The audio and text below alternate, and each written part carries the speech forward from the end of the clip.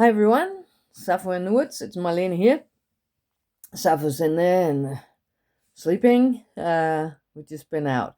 Today I have a fun challenge for you. I'm going to tell you two stories about the island of Bornholm. One is absolutely true. The other one is absolutely fabricated and a lie. And I can lie. I think I can keep a straight face. Woo. I'm gonna give you some facts about the island first, and that's not uh, in the competition. I'm gonna tell you the facts, and I'll tell you when I start the stories. And your job, of course, is to figure out which one is the truth, which one is a lie, and you're gonna comment on it and write what you think, you believe, and what you don't believe. And I'll make a video tomorrow or the next day to tell you and show you what the truth is. And of course, I can't show you what the lie is because it doesn't exist. It's a lie. So, first, facts about the island. The island of Bornholm looks a bit like this. If you see it from there, it's looks like a tortoise when you turn it down that way. It's lying in the ocean like this. I just moved back a little bit from the camera to show you better. It's in the island a bit like this, and made up of granite and other softer rock samples too. And the ocean, of course, and the forces of nature have split open the granite here and there.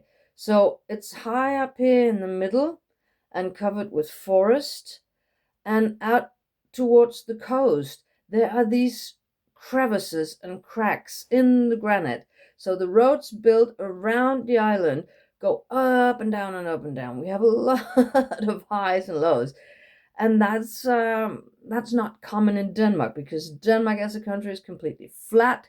But here on Bornholm there are these ups and downs because the granite has cracked and has eroded. The ocean and the winds have eroded the softer stones from it and left the granite standing real solid. That's a fact. That's the truth. That's what Bornholm is. So, now come my two stories, of which one is absolutely true and one is absolutely a lie. You have to guess which is which. Excited. So, story number one.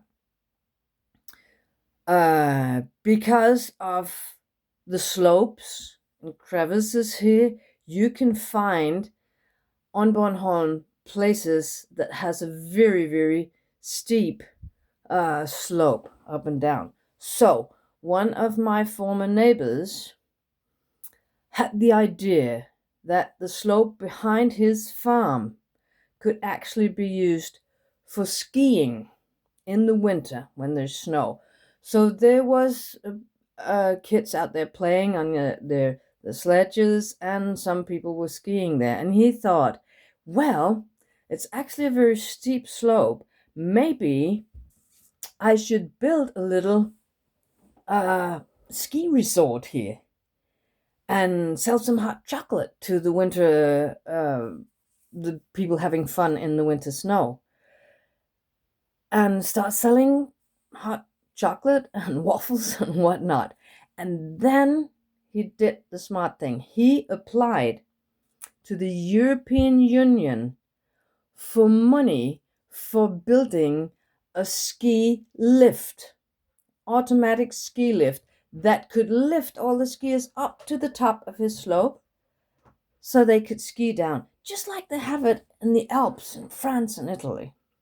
So he applied for that, and he got 1 million Danish kroners, or EU, I'm not sure about that one. He got a lot of money from the European Union to build this ski lift to lift people up.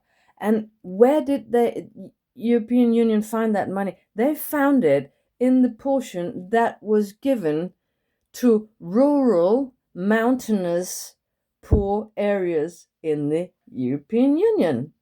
Yes. So he applied and he got under that hat of they were meant, those money are meant for the Greek farmers who are poor, or for Bulgaria or other areas that are kind of poor. You couldn't say Denmark is poor, but he applied for that and he got a lot of money, and the ski lift is built, and he has built a little hut where he sells hot chocolate to the winter guests. And he has a big snow cannon, because when there's no snow but there's rain, he can produce the snow. So that at least 1 week a year, something like that, people can ski and get lifted up and ski down. So that's the one story. Is it true that we have a ski lift and a ski resort like that on Bornholm?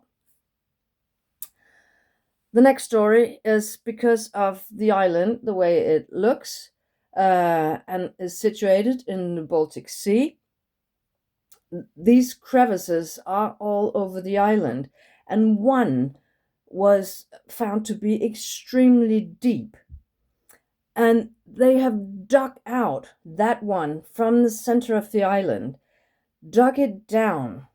I think they were taking water samples as a beginning, but they dug down, they drilled down, and they found extremely far down a cavern, a cavity under the island, way down here under the island, where you can go. So they built a big shaft here with stairs and with a lift that goes all the way down 300 meters under the surface of the island.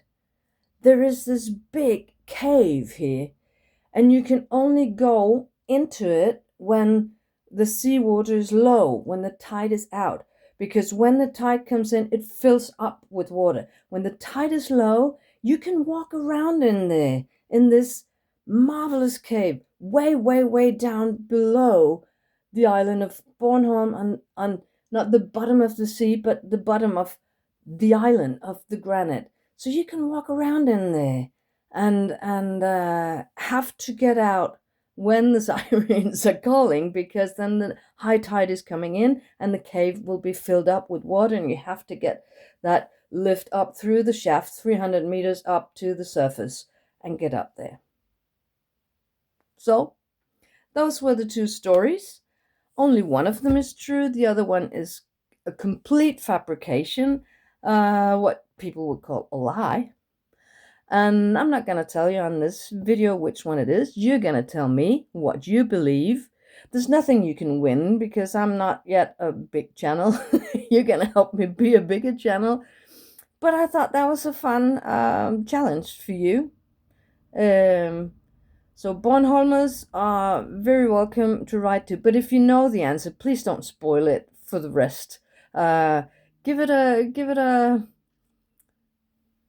run, a good run, and in a couple of days, when I've read most of your comments, I'll come back and I'll show you the place of the real story. That's a promise. I'll do that. So have fun on this one, debate it in your families, and let me know what you think about it. That's all for today. Time to go to work. Bye-bye.